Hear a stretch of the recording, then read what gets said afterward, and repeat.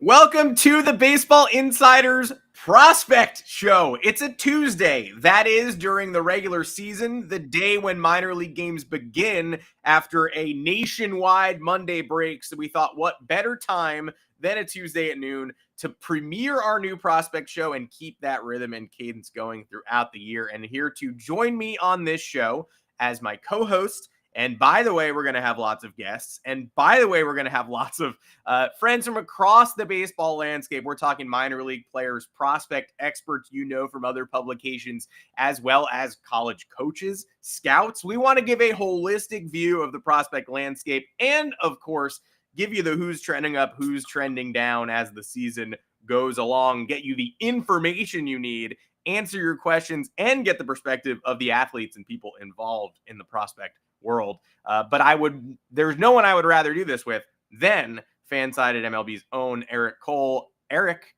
welcome. It's opening day, I guess, technically about a month early. Yeah, I mean, I think it counts personally. Yeah. I'm really excited about this show. I've loved prospects for as long as I've really been what I could call myself like more than just a casual fan. Going back to like Bruce Chen, we'll just say a long time ago, so I won't date myself too badly. But, I got my start in writing, covering prospects, specifically Braves prospects. There was a point in time where I really thought I was going to kind of go into scouting or that sort of industry. It's not what worked out, but what writing has allowed me to do is to kind of channel that passion for prospects into, something that people actually like to read, and ultimately allows me to put food on my table, which is pretty exciting for me. We love that. Oh, yeah. And I think this is just going to be a great time. We have a lot of really fun guests lined up, a few more that we need to get lined up. But rest assured, you're going to be hearing from some really smart people or some really interesting people that are right involved with minor league baseball. And it's like one of my favorite parts of the game. And I don't think it's particularly close. Yeah, everyone you hear from will either be smart or interesting, and hopefully both, ideally. Hopefully both. I mean, Adam and I, we're going to be one or the other most days. Yeah, if we're exactly. Honest about it. Yeah, it's going to be hard to be both of those things at one time. It's what we call a double threat. It's very rare in this industry.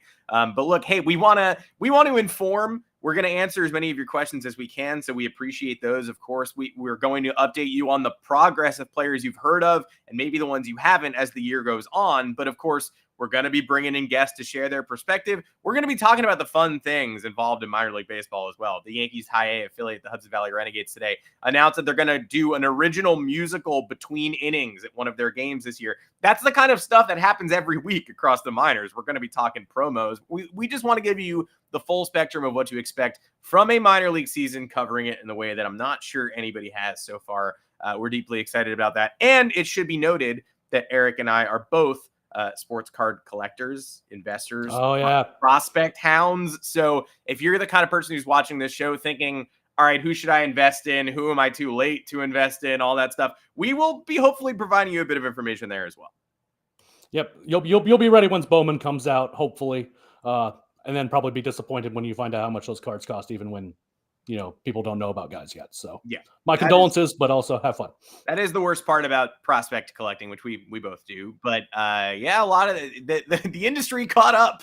They realized that it's no longer like a fight. When I was, 11, 12, 13, those were my favorite brands. You'd buy a box of baseball cards and you would tell your parents, oh my God, I got this guy. And they go, I have no idea who that is. And you're like, I know, he's 19. He's going to be your favorite player in 5 years. And they would be like, I doubt that. And you're like, yeah, whatever. And sometimes you were right. I pulled a Giancarlo Stanton autograph at a 07 Chrome draft. But often you were wrong. And that's the most fun part of all. Even the experts are often wrong. Probably the wrong way to sell this podcast. But you remember, if for those fans of the Baseball Insiders, people who've tuned in the past, Eric was on one of the main feed Monday, Wednesday, Friday shows with Fansided MLB Insider Robert Murray. And we did a segment on the most notable prospects who changed hands this offseason. Same names, new teams.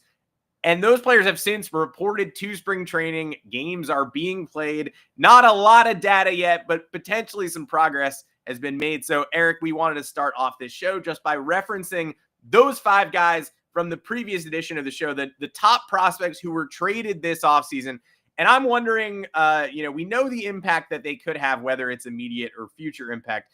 Wondering if anything you've seen so far this spring has changed your perspective on any of these guys, any clearer lanes for anybody than the last time we spoke, or you're just keeping your eyes on these players as spring gets underway. It's safe to say that we are watching the Chicago White Sox more than most other podcasts at this point in time.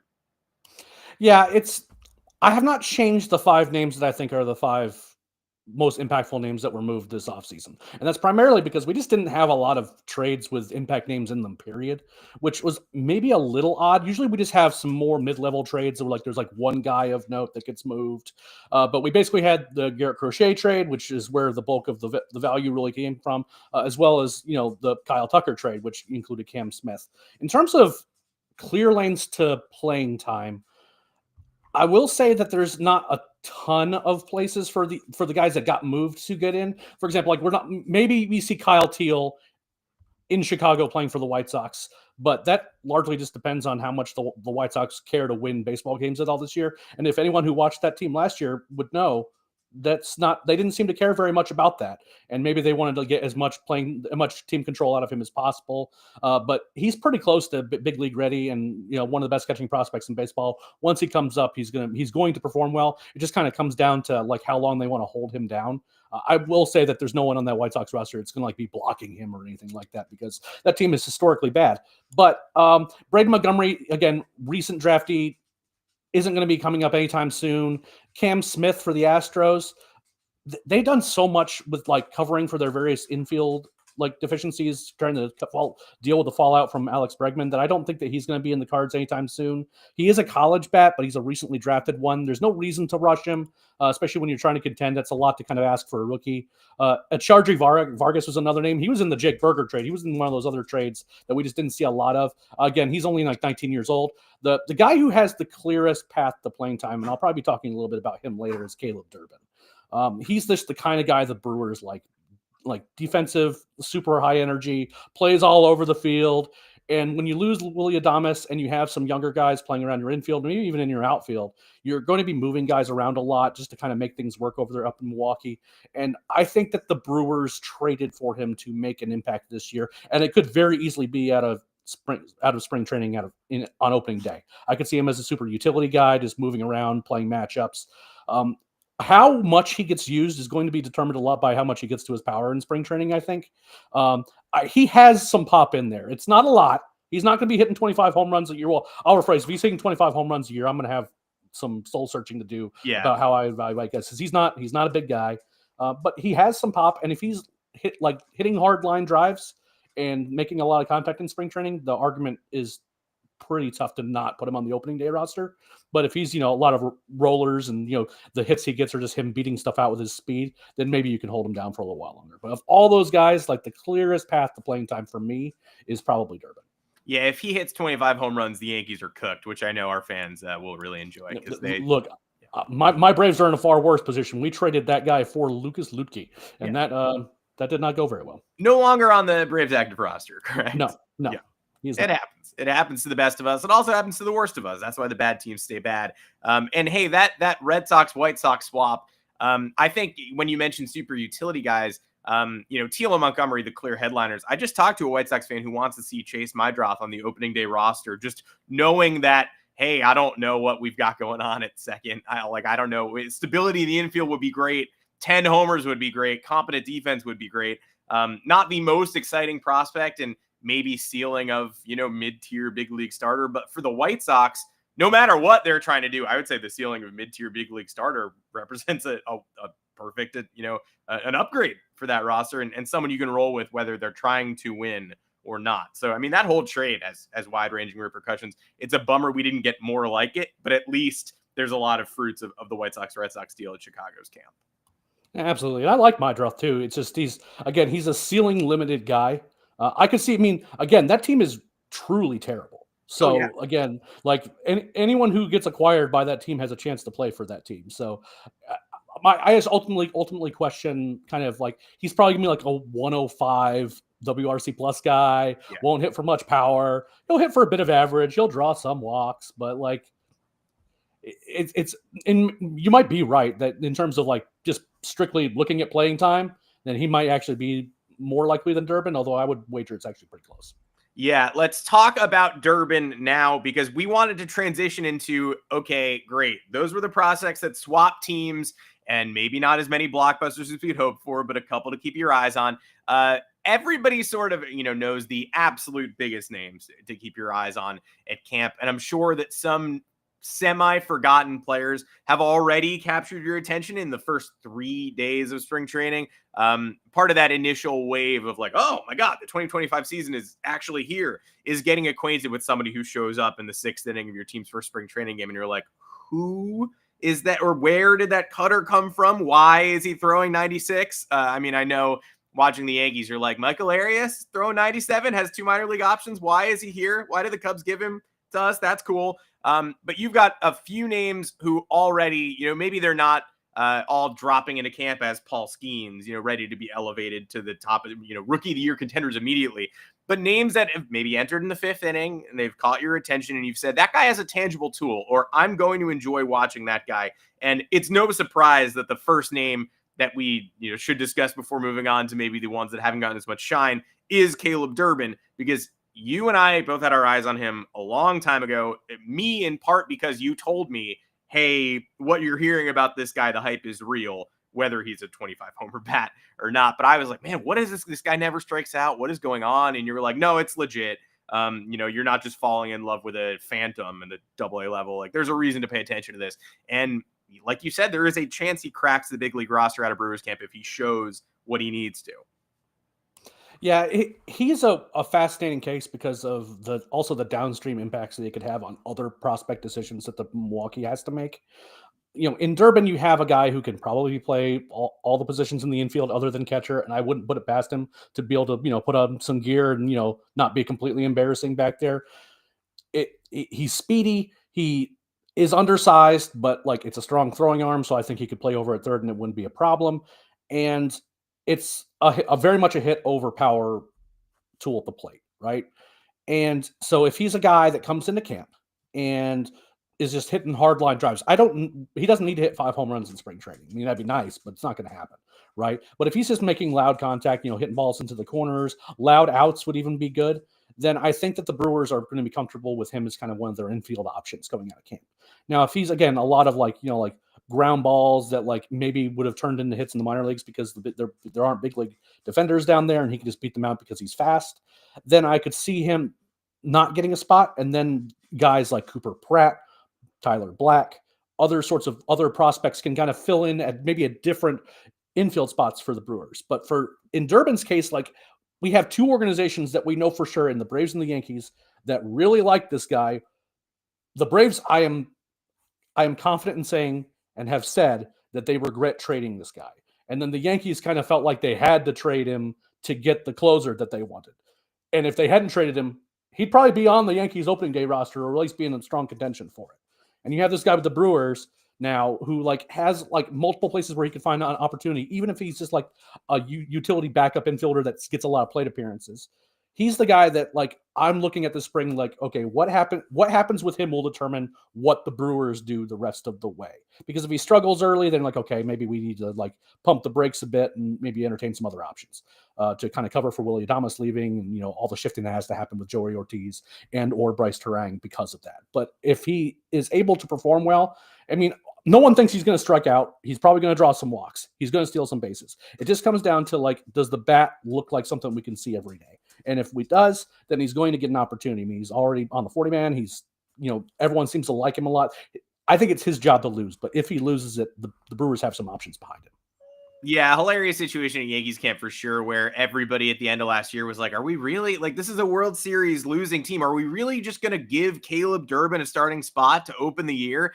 And then they managed to flip him for Devin Williams, who his extension seems like a real possibility now that he's in the front office talking about the beard policy, right? He may be a Yankee longer than this year, but he is a rental. They make that trade. Everybody goes, oh, I guess that makes more sense, right? Devin Williams, all-star, maybe the best closer in the game. That's a good chip to use Durbin for. And now you can upgrade that free infield vacancy. Meanwhile, here's spring training and the Yankees still have an infield vacancy. So now we've circled all the way back to, wait, we had Caleb Durbin. What the hell? Like, at the time, it seemed, okay, that's a smart use of resources. You go ahead and get that all-star closer, free up an infield spot for an Alex Bregman or Arenado or whatever name infielder you can think of. And then the Yankees don't do that. So they're out there wishing they had Durbin or Hey, Arenado's still available. That could still happen. So I've heard. And I've heard the Yankees Yeah. are on his approved trade list as well. But TK if that ever goes down. But Durbin is someone I will be watching this year and would have regardless of your take. And look, as someone who's watching the AL East, I can't help but notice you have a Ray you'd like to talk about. And I watched just a little bit of Rays baseball. Anyone who's watched a little bit has watched Trey Morgan put up a professional AB every time he steps to the plate. Chandler Simpson with back-to-back robberies from center field, diving into each gap to take hits away from the Red Sox. Caleb Durbin's a completely unique player. So is Chandler Simpson. But those are not the guys that you wanted to talk about here in Tampa, which proves once again, oops, it looks like they've rebuilt the roster from the inside another time, as they tend to do every 2 or 3 years. Well, the Rays have a ton of guys to talk about. I mean, Chandler Simpson's a fun guy to talk about. All he does is run. That's like literally his only mission in life is just to run as fast as he can whether he has a glove on his hand or a bat. But the guy that I'm really interested in is Xavier Isaac. I mean, again, the hit tool isn't like a certainty with him, but it's loud power. And like he does draw walks at the plate. So there is some patience or at least some awareness of the strike zone to work with here. And he is the kind of guy that in spring training is going to be able to put up the performances that get a ton of eyeballs and a ton of attention. If he is good, it is because he hits like 2 home runs in a game and 4 home runs in a week. He's not going to be like a guy like, wow, he really lit up the world with a bunch of contact singles. He's either going to make a bunch of loud contact or he's not. Now, there are some problems with him trying to get to his power more. Like he's had to he changed his swing a little bit and he kind of added a bit of a leg kick, which made him very sort of susceptible to off-speed stuff, especially for guys who knew when to throw it. So if he comes into camp and he's like, okay, I've kind of limited my leg kick or I figured out a way to stay back on the pitches that were beating me last year, he is the kind of guy that could put up some crazy numbers in spring training and have people wondering, maybe we could trade Yandy Diaz. We don't really need him anymore if we've got Isaac sitting down there in the minors.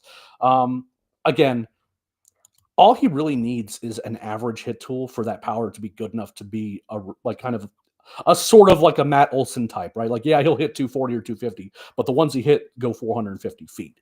And there's all-star potential for more than that if he can actually hit more than that. But ultimately, he's kind of the guy for the Rays for me. Again, I love Chandler Simpson. There's a bunch of guys they have in that farm system that are delightfully weird in strange ways and just really good players in general. I mean, we're not going to be talking about Junior Caminero on this podcast because he's not really a prospect anymore. But at the same time, he's insane. This is an organization that knows what they like and can develop talent as good as anybody. Yeah, I've been very impressed, unsurprisingly, with all the big names in Rays camp. I watched Isaac hit a loud home run in person 2 years ago, might have been last year in Hudson Valley as a visitor, and then a giant cheering section erupted from right next to the dugout. And it was very clear his family was in attendance at that game. So I always have a soft spot for guys who I have experiences like that with. I've been watching Isaac for sure. And let's go close to home now because hey, I've made my fandom perfectly clear on this podcast. So have you, wearing the Braves jersey. And there's someone down in Atlanta camp who you're watching sort of above all else this spring. Yeah, and he's a guy that when the Braves drafted him in the immediate aftermath, I wasn't enamored with him, and that was Drake Baldwin. From what I had heard is that he could hit a bit. They think he probably can stick behind catcher, but it was a lot of he's good enough, I guess, sort of evaluations. And they're not things that get me excited whenever I hear about a guy being picked. Wow, this guy has this crazy upside. It's just yeah, he can play. We had to give him full slot to even sign him where we picked him in the 3rd round. And I was okay, well, we'll see what this looks like. But at every stop, the guy just flat out hits. And the reports get better and better about his ability to manage a pitching staff, to call games, his defense behind the plate. I don't think we're going to have a generational talent or anything, but in terms of his ability to draw walks and just make loud contact, if everything clicks for him, the potential for a top 5 offensive catcher in baseball is there with this guy. And the reason why I'm watching him again, it's there's a lot of talented guys that we could be watching, right? Just pick the top 100, pick 5 guys. You are going to enjoy following them, right? But it's the implications of their success is kind of what matters in spring training. In Baldwin's case, he is very, I would not say firmly, but he is currently having to deal with the presence of Sean Murphy on the Braves roster, who's owed real money. And if Murphy is healthy and right, the Braves don't really need anything more than kind of a standard backup catcher. And that's what Chadwick Trump's role on the roster is. But if Murphy comes out and struggles again, he was really bad last year. He was banged up with oblique and just never was right. And then he faded badly in the second half of 23.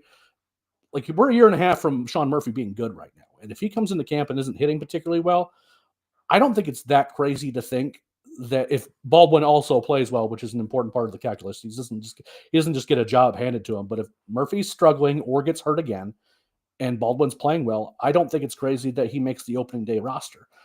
I don't think the Braves want to bring him up unless he's going to get regular playing time, but he is good enough. And there are a lot of scenarios where bringing him up that early would make sense. And that's just for me, when I think about prospects, it's kind of like, okay, there's going to be guys that are going to be in camp for a few weeks and then we won't see him again until next year, or it won't be for a long time called up down the road, July, maybe August. But these are the kinds of guys where I'm like, there's a chance this guy could make it. There's a world where it could happen. And in his case, it's because of kind of the guy who's playing in front of him.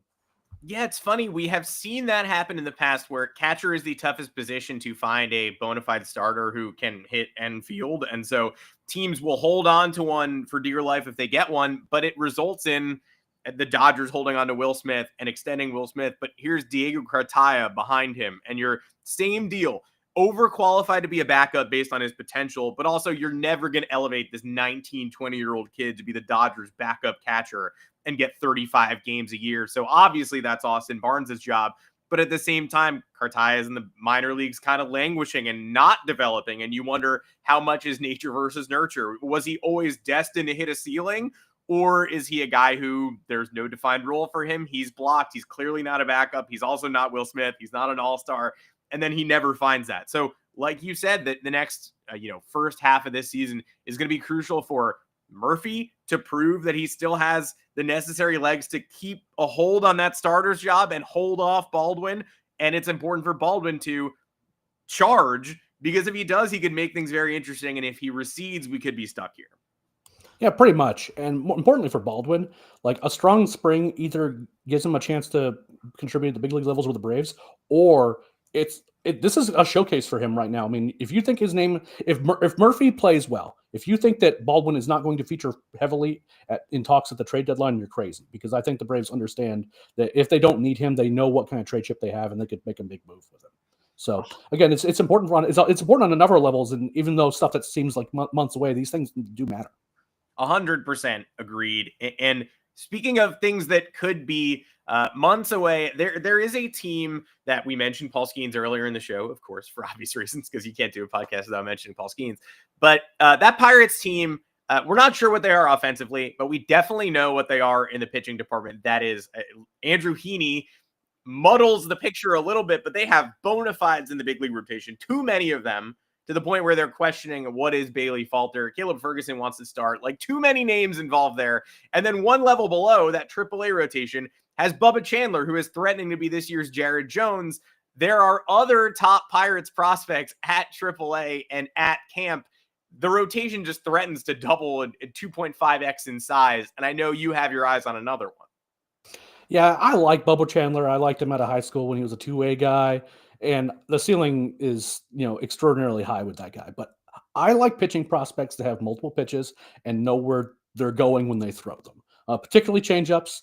And in the case of Thomas Harrington, I like the mix, and I like what he does with it. I mean, is he going to be the hardest throwing guy? He's not going to be Skeens throwing 100, but the fastball's 95. The slider's good. He has at least 4+ pitches. And having all those pitches, he gets success by mixing them well, and he pounds the strike zone. He walked 19 batters all year. It was like 120 innings in 120 innings. Like, from your starters, what you want is guys who throw strikes, and for hitters not to be able to hit them when they do. And that's just what Harrington does. It's a deceptive look.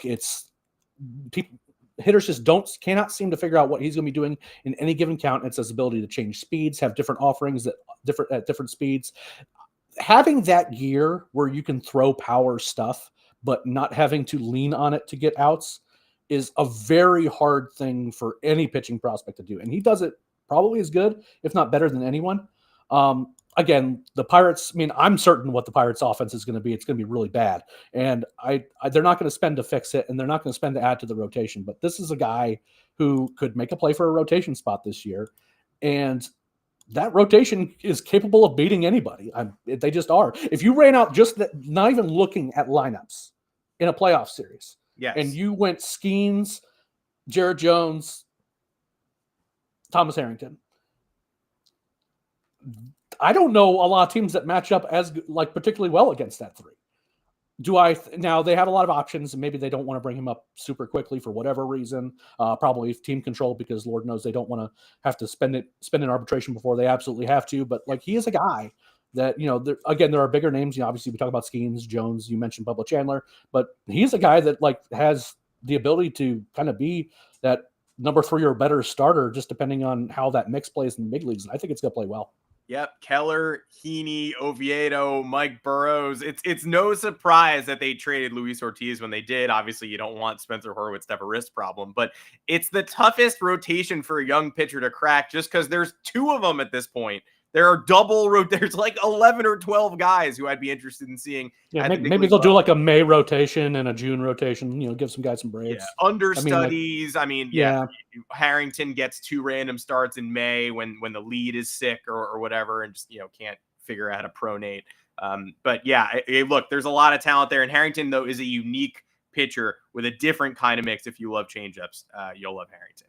Want to get to a couple of questions before we sign off today, and appreciate everybody joining us on the first of many. Andrew Lee, who we know loves the Padres, wants to know if Tiso Ornelas has a strong shot to make the Padres opening day roster. He doesn't think so. Feels like Gavin Sheets will make it instead. Andrew, I think you may have answered your own question, because I also believe that Gavin Sheets will be given every opportunity to make this roster. But Ornelas is a unique player who maybe had a better minor league season last year than most outside the Padres space probably know. Yeah, I think that Ornelas should have a better shot than he does. I know that, that you bring in Sheets and he kind of feels like, on paper, like the guy that the Padres want to win the job. Yeah. But all Ornelas does is just hit. He just produces. He is not going to be an amazing defender. He'll hit for some power, but again, we're not talking about 2024 Jerks and Profar. We're not talking about, some of the other big. The guy just knows how to hit. And I think in Sheets, you have a guy that is going to have a lot more variance in what's going to happen. But in Ornelas, I think the guy is just going to hit 260, 270 and give you some power. And for that Padres lineup, I think that's just what they want. They just want a guy who is a relatively consistent hitter. And why he isn't getting more traction is kind of beyond me. That said, I think Sheets could end up being good. But I think that if it was me, I would be having Ornelas with the inside track, because I actually like the bat. It's a great question, and thank you for the insight there. I always opt for the more exciting option. I'm a Gavin Sheets fan, which is a weird thing to be a fan of, but I think you'll see Ornelas as the year goes on. What about Willie McLaren wants to know if Juan Brito is going to win the second base job in Cleveland?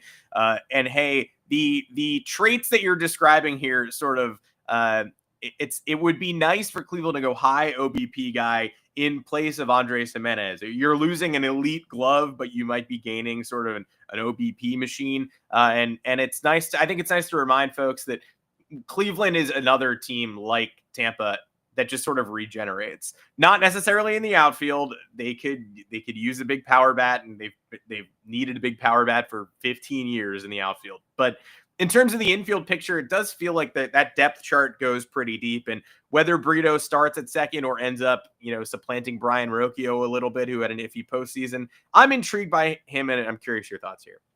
I mean, look, any guy who's a switch hitter who shows some power in the minor leagues, color me interested. It's just kind of given Cleveland's options, I could see them giving him some at-bats at second base, but there was already talk last year of him moving to the outfield, playing first base. They like the bat, but his defensive home is a little bit dicey. So for me, calling him a high OBP guy is also a little bit disingenuous. I mean, he's a guy that's going to hit 250, but he'll get to 340, 350 with an OBP. So he walks a good bit, but I don't know if the hit tool is going to be quite enough to kind of really take advantage of that value and kind of just anoint him a spot. But again, there's real tools there to work with. And, given the other options, he's certainly going to be a better hitter than Jimenez was. So yeah. I imagine that he'll get a good shot, but he's one of those guys where I'm not going to be he's a heavy favorite. It's more how they perform in spring, how well are they seeing the ball, and then kind of make a decision from what are several options that are probably available to Cleveland. Yeah, it doesn't take much down that depth chart to hit Daniel Schneemann, and the more options they can give themselves, the better to try to figure out, okay, let's keep the utility guys in the utility spot. Let's get some more bona fide starters. I'm still surprised that they did not give a job to Kyle Manzardo entering this season. And they went and got Carlos Santana, who, I mean, beloved Clevelander and a guy who apparently never wanted to leave and got an emotional, farewell to his home like one day before he re-signed with Cleveland. But yeah, I think I was surprised they didn't just say, okay, this is your job and you're going to be playing 152 games this year and we're going to see what you have. DeLauder on the way. Maybe he solves that outfield power void that I was talking about. But yeah, I'm watching. He needs to get healthy first. I like DeLauder a lot, but he's a guy that's kind of long on potential, but like there always seems to be something that's not quite right with him. And hopefully that changes. Because again, in terms of pure like talent, I mean, he's up there with just about any prospect in baseball. It's always the foot too, which is one I'm always watching for power purposes. But thank you everybody for the questions, and thanks for joining us on the first official show here on a Tuesday, a prospect show with the Baseball Insiders. I'm Adam Weinrib, as always. I will be back 1 o'clock Eastern tomorrow with Robert Murray here on the same feed. If you're here for the first time, welcome. If you're here, you've been here before, but you're not subscribed, would love to see that from you. Turn on your notifications bell so that you know when we're going live. You could even join us on the Discord. Eric will be in there. Hey, if you're not subscribed to the Moonshot yet, I'd recommend you subscribe. It's our weekly baseball email newsletter where the Fansided MLB team, Robert Murray, Eric Cole is there. I'm there as well. Break down all the biggest stories in the big leagues with humor, insight, behind the scenes info. You can find the Moonshot as well as more content from everyone involved and Eric's column surrounding this show on the Baseball Insiders feed on fansided.com. That is fansided.com/baseball-insiders. Eric Cole, pretty fun first show. And now the real fun begins. The action starts. We get StatCast data. We get game progress to talk about. This is a pretty good table setter. Oh, absolutely. It's going to be a lot of fun following these guys throughout spring training and into the season itself. Really appreciate everyone coming by and watching the first episode of the show. I promise there's going to be more substantive updates and highlights to share with you. Unfortunately, the weather and the spring training schedule didn't quite give us a ton to work with this week, but I promise we're going to be giving you guys a lot of fun updates on your favorite prospects. And if you have any names or teams that you want to make sure we're keeping an eye on, make sure you let us know, especially in the Discord. Come join us in the Discord. Drop some names off ahead of the show. We are happy to take questions beforehand. But yeah, for Eric Cole, I'm Adam Weinrib. We'll see you right back here next Tuesday, and we'll let you know early if we have any guests planned. We certainly will soon. Until then, take care, everybody.